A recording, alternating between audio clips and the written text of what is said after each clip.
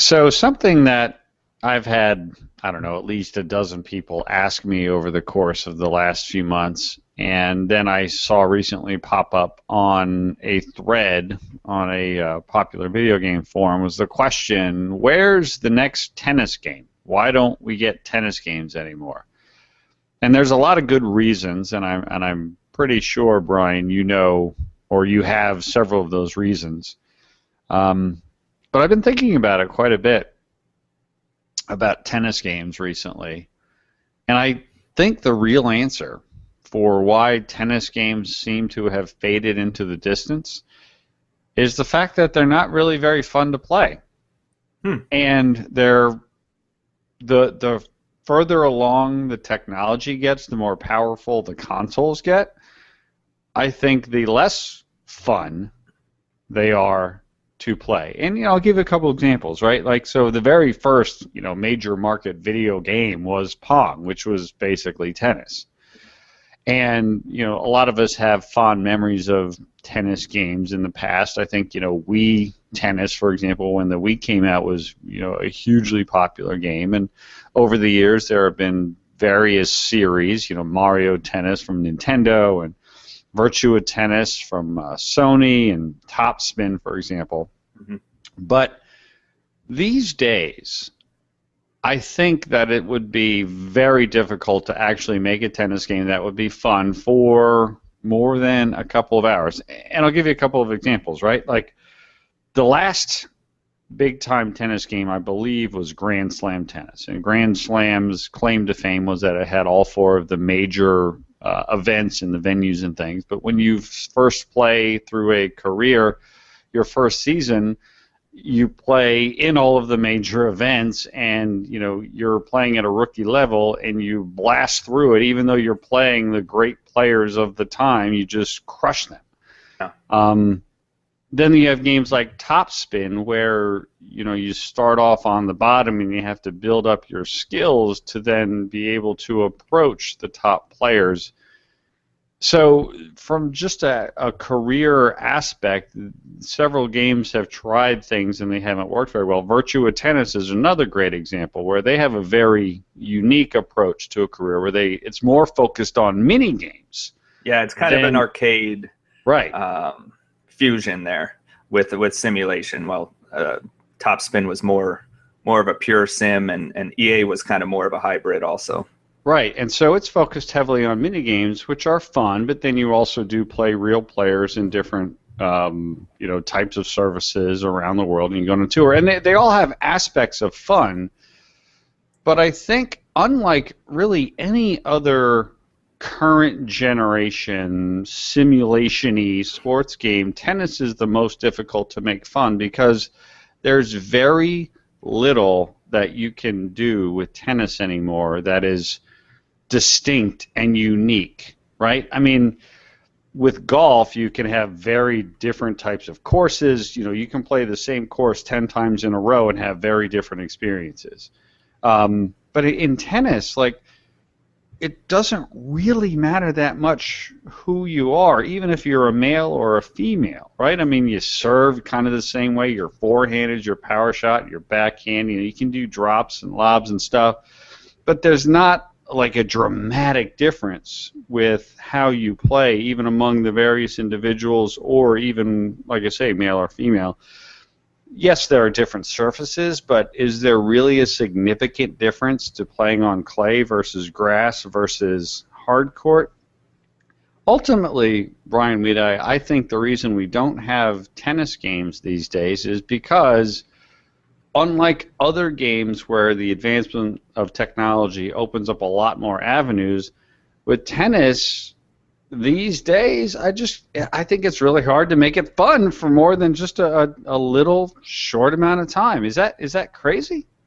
I hadn't really thought of it that way, but I agree with you to an extent. And certainly when you get into, let's say, a long point, that back and forth, back and forth, back and forth, that's exciting in a sense, but you do that enough, and it really can probably wear on you. And I think we're talking more about the simulation-minded games here, not the Mario Tennis types, which can still be successful. But yeah, we haven't seen a a simulation attempt since Grand Slam Tennis 2.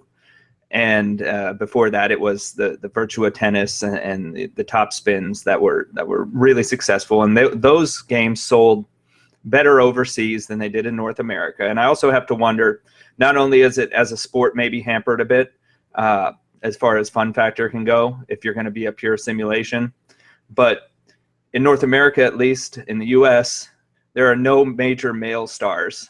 All right, there haven't been since probably Sampras and Agassi. And Djokovic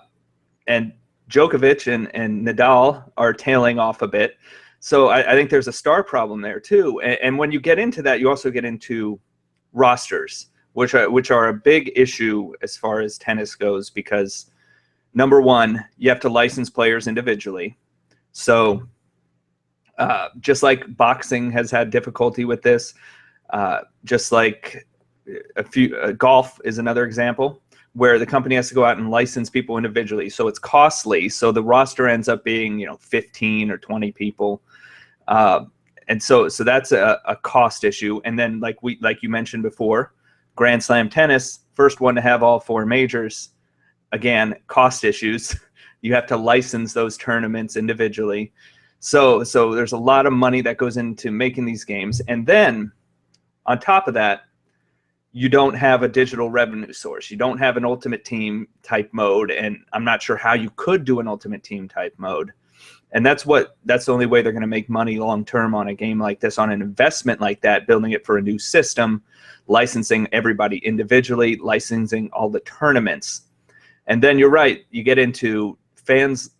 I think there's still a lot of people who would love a tennis game, a sim tennis game, but does it have widespread appeal? I'm not sure about that, and I think you outlined some of the reasons why that may not be the case. And the other thing is, and I played all of these games. I played a lot of Virtua Tennis. I played a lot of Top Spin. I played a lot of Grand Slam Tennis. When you don't do well in a golf game, it's not necessarily because you just didn't time the X button or the A button correctly, right? Mm-hmm. It might be because you just misjudged it. You could have executed the shot perfectly, but you shot it a little long because you didn't properly judge the wind, right? Or something like that.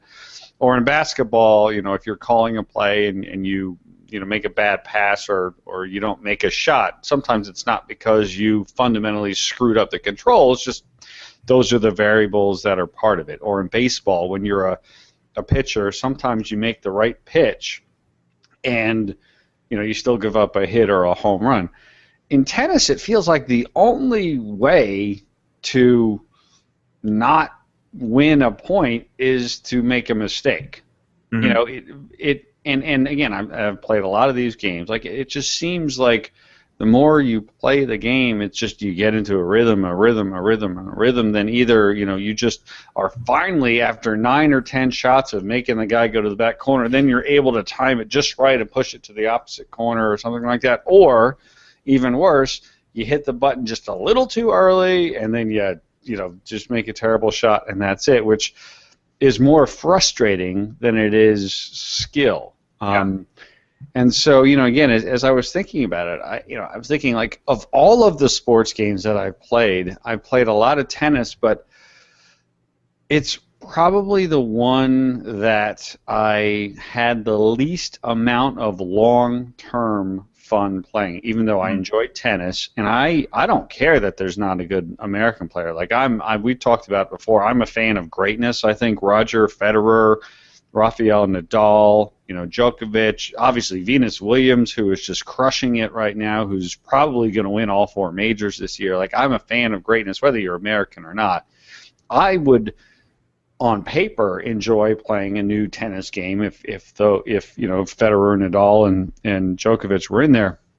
But I just think the mechanics and the fundamentals and sort of the way that these games sort of have been built, it just makes it hard to be fun in a video game way. And let's face it, these are still video games and they need to be enjoyable. And I think the further along we get technology-wise and the more homogenous the game gets, like, it's very much a power game, like the real world of tennis is very much power. Like, unless you're a real tennis aficionado, it's hard to tell the difference between a lot of these players. They all play very similar styles, very power games, very serve-oriented. There's just a lot about real-world tennis today that doesn't translate well to being a fun video game.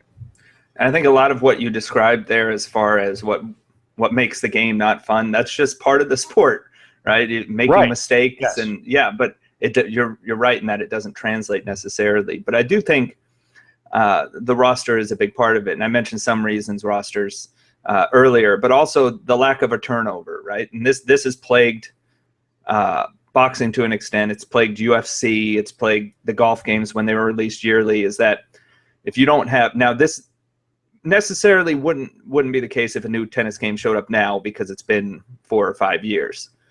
Although to an extent it would, because the big names are still mostly, for the same part, the big names from then.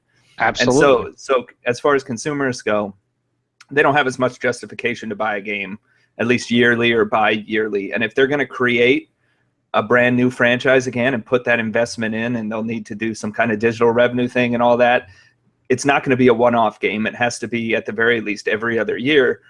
So they have to make a big commitment there, and they have to be sure that the game would be fun and that people would find it fun and that they'd be able to justify a release every couple of years.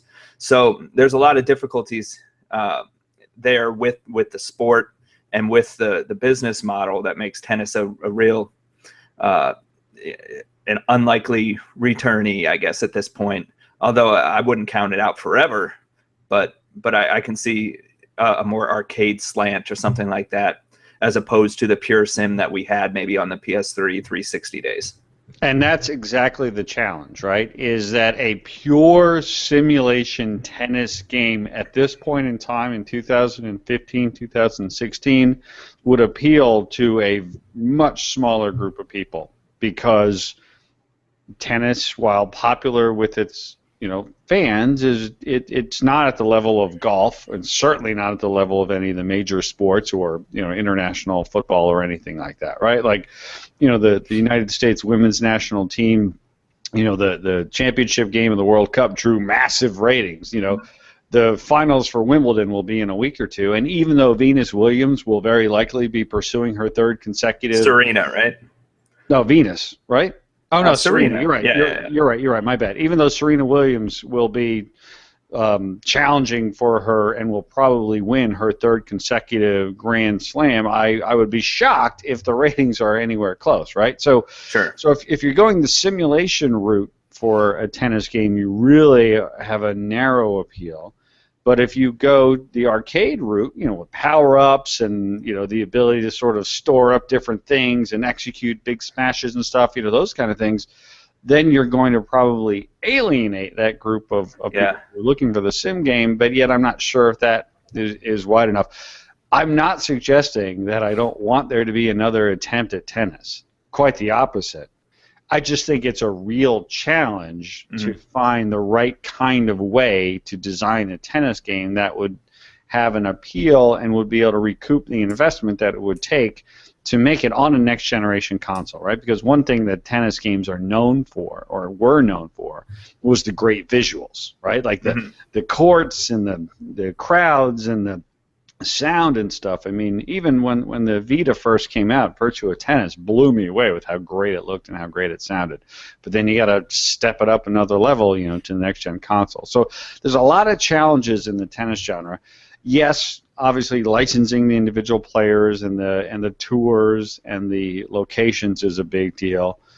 But I think also really it comes down to they could, if there was a way to sort of make it more appealing and more fun, I have a feeling they'd be able to get around to the other things. I think it ultimately comes down to just really hard to make a tennis game fun. Well, and I think if they try to go a direction of a more arcade game or try to appeal to a more casual audience, the catch-22 there is they might bring in more people to buy the game, but that's not the crowd that's going to pay for digital purchases after the fact. It's never been proven yet that an Ultimate Team type model or excessive DLC in an arcade game can work. That just hasn't happened. It's been in all the sim games. So, and you see that now with Rory McIlroy. Is that game going to, when they inevitably roll out paid DLC down the line, Are they going to have captured the people who want to pay for that stuff? I don't know. That's a good question. They're going to have to watch that, considering they've gone after that. They've kind of almost done with McIlroy what they would have to do with tennis and try and appeal to a wider audience. Whether that works or not, I guess we'll see in a couple months. So I hope, Bryan Weed, that we do get an announcement of a new tennis franchise. I would love to see Virtua Tennis make a return. I would love to see Topspin make a return. Heck, I'd even love to see EA take another run at Grand Slam. But I have a feeling that we're not going to see that anytime soon.